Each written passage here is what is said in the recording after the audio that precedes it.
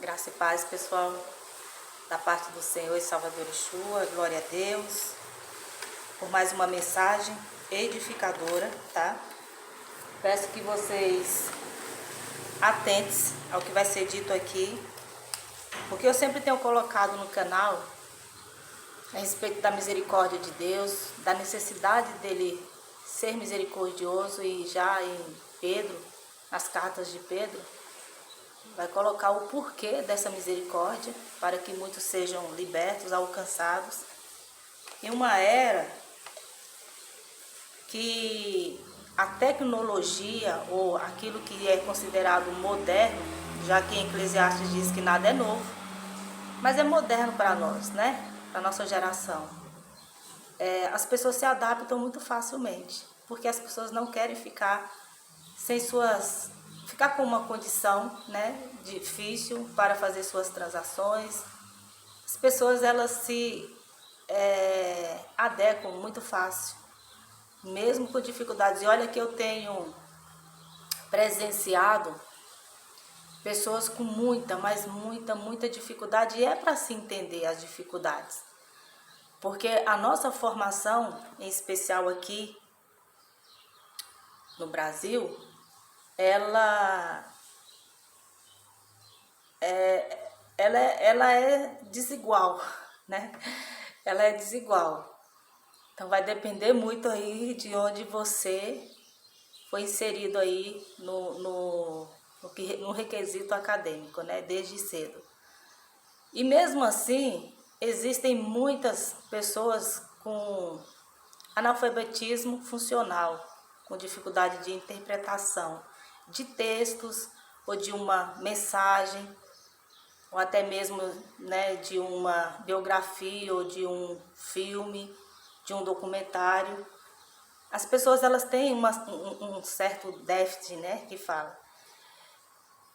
Mas até aí tudo bem, faz parte. As pessoas não precisam saber de tudo, né? Porém, no requisito Bíblia, fé, esse sim, todos têm que ter. Porque na vida, as pessoas caminham para diversos tipos de funções, né? O mundo, ele é um corpo, né? As pessoas são os membros. E o que faz a roda girar é exatamente isso. Somos contribuintes, né? Uns dos outros. Então, cada pessoa se especializa na sua área, né? E são inúmeras, incontáveis áreas, amém? Espero que vocês compreendam. Quando eu estiver lendo aqui as mensagens, vai ficar muito claro. Eu vou fazer de tudo para que esse vídeo não fique muito longo. Mas no requisito fé, não tem diferenciação. Não tem essa coisa de etnia, não tem essa coisa de origem, né? Cor de pele. Não tem, é um destino só para a salvação, no requisito salvação. E no fim da carreira, todos descansam. O corpo que para nada serve vai se integrar à natureza, e as promessas que estão aqui na Bíblia, de muita importância que sejam entendidas, é para a alma e espírito. Porém, virá o dia do juízo, onde o Senhor já decretou que tudo será novo para os seus, para os que creram no propósito de salvação dele. Então se faz necessário que toda a raça humana se atente, a não ser um analfabeto funcional de entendimento bíblico. Não se trata de religiosidade, não se trata de, eu gosto de ouvir aquele porque aquele me atribui bênção. Eu vou tá seguindo sempre aquele ali e assistindo todos os vídeos porque eu gosto, eu me sinto bem. Tá? Cuidado, a palavra aqui, ela vai falar por si só, tá? Eu vou ler Hebreus, capítulo 10, do versos 29 ao 31, que diz: qual mais severo castigo, julgam vocês, merece aquele que pisou aos pés o Filho de Deus, profanou o sangue da aliança, pelo qual ele foi santificado, e insultou o Espírito da graça? Pois conhecemos aquele que disse: a mim pertence a vingança, eu retribuirei, e outra vez, abre aspas, o Senhor julgará o seu povo, fecha aspas. Terrível coisa é cair nas mãos do Deus vivo. Então aqui já é um patamar diferenciado. O Senhor está falando que ele vai julgar o povo dele. Ele não está falando que ele vai julgar a humanidade inteira. Existem mensagens que falam assim. Nesse contexto aqui, ele está falando do povo. Porque é um outro tipo de julgamento. Se ele vai julgar o povo dele, é porque o povo tem sentença. É porque o povo tem falha. É porque o povo não foi edificado, como diz lá em Daniel, a necessidade de ser alvejado, refinado. É porque o povo não chegou ao nível ao qual o dono, né, da igreja, o dono da redenção, exige. E ele tem que exigir.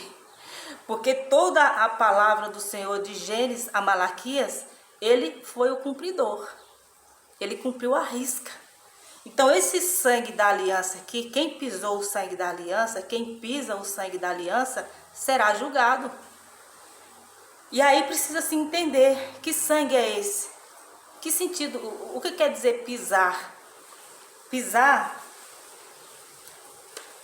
agindo de má fé.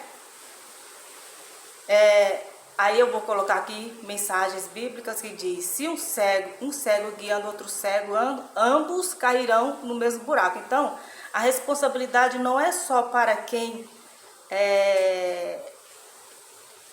pisa o sangue da aliança, propositalmente, porque sabe o que está fazendo, está mais voltado para a carnalidade do que por espírito, mas também para aqueles que estão ali dando apoio, porque ninguém faz isso se não estiver tendo apoio. Qual foi o apoio do apóstolo Paulo para que hoje a gente tivesse conhecimento do ministério que Yeshua ressuscitado deu para ele? Que apoio o apóstolo Paulo teve para ser perseverante e chegar ao ponto de perseverar indo para Roma, sabendo que lá seria o seu fim? Qual foi o apoio que ele teve? O apoio espiritual. Ele foi movido pelo Espírito e uma convicção de que o que ele estava fazendo era grandioso, levando-se em conta ao que representava, que é o Filho de Deus, que era o propósito do Senhor. Ele entendeu. Então a vida dele não teve mais nenhum valor no sentido aí de ser uma pessoa, né, medrosa, uma pessoa preocupada, uma pessoa murmurenta, porque não tem o que comer, eu estou passando fome, eu estou passando frio. Quantas foram as aprovações de Paulo aqui? Teve uma que o Senhor disse: a minha graça te basta. Ele tinha sido ali atingido, né? Então, gente, pelo um espinho na carne. Então, é desconexo, não faz o menor sentido a religiosidade, os manjares que são dados hoje, né? Mas tem muita sustentabilidade, porque leva para a perdição, leva as pessoas para um julgamento futuro. Lembre-se que foi o dono da igreja que disse: muitos virão e dirão, Senhor, fiz isso, fiz aquilo, e ele dirá: afasta-vos de mim que eu não vos conheço. As 5 virgens insensatas, sem olhos, sem a presença do Espírito. Todos esses assuntos tá aí no canal, tá? São 300 e poucos vídeos edificadores. E aqui, indo aqui para Mateus, vocês veem que de Yeshua ninguém zomba, de Deus ninguém zomba. Aqui em Mateus 10, versos 15 e 16 diz: eu lhes digo a verdade, no dia do juízo haverá menor rigor para Sodoma e Gomorra do que para aquela cidade.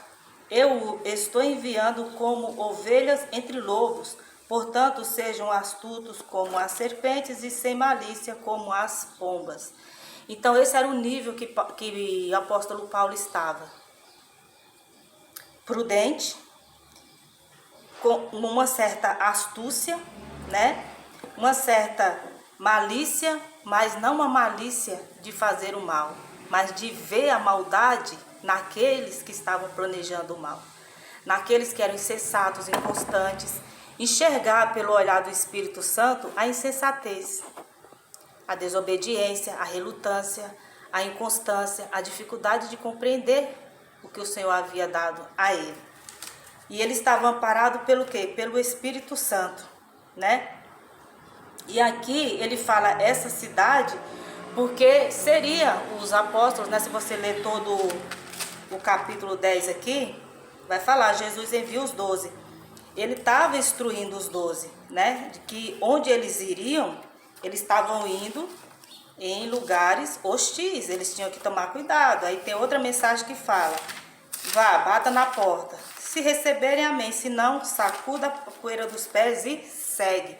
Então, andar como o apóstolo Paulo, andar como os discípulos, para quem anda e entende, é muito simples. É um caminho de convicção, não um caminho de inconstância. Ah, se isso não acontecer, eu vou parar, eu vou desistir dessa alma, Só desiste, né, quando você vê que de fato, porque o Espírito nos dá essa percepção. Então, quando vê um filho ou uma serva, um servo do Senhor sacudindo a poeira dos pés, é porque o Senhor já instruiu para que seja feito isso. Porque o mesmo Espírito que estava com os discípulos estava com o apóstolo e está conosco, tá? E a mensagem que eu quero ler, que ela sirva de reflexão, aqui em Apocalipse 3, se você ler tudo, e é interessante que leia, vai falar a respeito das 7 igrejas, tá?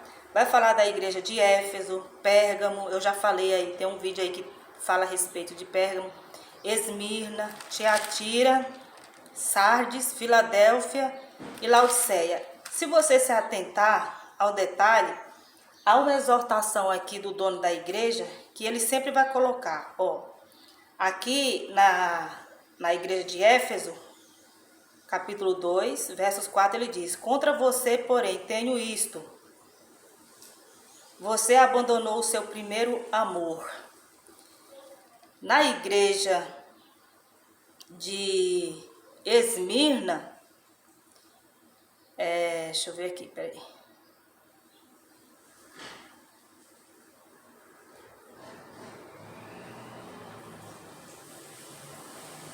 Na igreja de Esmirna, se você ler todo, que é bem interessante também, não vai ter essa exortação direta, tá? Mas tem a palavra colocada de que ele sabe como que as coisas aconteciam ali. E aqui em Pérgamo tem a exortação no versos, que aqui já ainda é o capítulo 2, no versos 14 também vai dizer, no entanto, tenho contra você algumas coisas. Você tem aí pessoas que se apegam aos ensinos de Balaão, que ensinou Balaque a armar ciladas contra os israelitas, introduzindo-os a comer alimentos sacrificados a ídolos e a praticar imoralidade sexual. Não é direto para todos, alguns estavam nessa situação. E do mesmo modo, na igreja de Filadélfia, tá? A exortação ali é para todos, em Sardes e na Tiatira, né? Ele vai falar, no entanto, você tem tal. Aqui no capítulo 3, eu vou ler toda a mensagem para a igreja de Filadélfia, a partir do verso 7 vai dizer, ao anjo da igreja de Filadélfia escreva, estas são as palavras daquele que é santo e verdadeiro, que tem a chave de Davi. O que ele abre, ninguém pode fechar, e o que ele fecha, ninguém pode abrir. Conheço as suas obras, eis que coloquei diante de você uma porta aberta, que ninguém pode fechar. Sei que você tem pouca força, mas guardou a minha palavra e não negou o meu nome. Veja o que farei com aqueles que são sinagoga de Satanás e que se dizem judeus e não são, mas são mentirosos. Farei que se prostrem aos seus pés e reconheça que eu o amei. Visto que você guardou a minha palavra de exortação à perseverança, eu também o guardarei da hora da aprovação que está para vir sobre todo o mundo, para pôr à prova os que habitam na terra. Venho em breve, retenha o que você tem, para que ninguém tome a sua coroa. Farei do vencedor uma coluna no santuário do meu Deus, e dali ele jamais sairá. Escreverei nele o nome do meu Deus e o nome da cidade do meu Deus, a nova Jerusalém, que desce dos céus da parte de Deus. E também escreverei nele o meu nome. Aquele que tem ouvido, ouça o que o Espírito diz à igreja. Olha que maravilha! Você pode ler todas as cartas, mas a perfeita é Filadélfia. Perfeita no sentido de que estava exatamente conduzida como dono da igreja, assim queria que estivesse. Aí você atente-se, né? Por isso que eu iniciei o vídeo falando daquela forma. Eu não falei nada de mim mesma, acredita. Acreditam. A igreja de Filadélfia, ela absorveu o propósito. O propósito dos apóstolos depois que eles recebem o Espírito Santo. O propósito do ministério na vida e a transformação da conduta, do entendimento do apóstolo Paulo. Depois disso, foi uma luta muito grande, né? Se você ler aqui a carta de Pérgamo, você vai ver a perseguição que foi. Se você não estiver contente com o que diz a Bíblia, e é sempre bom, né, reforçar o conhecimento, busque nos conhecimentos o que houve nas arenas, né, em Roma, na Grécia, como que as pessoas foram perseguidas e levadas ao matadouro. Está na história. A história sem piedade, sem compaixão.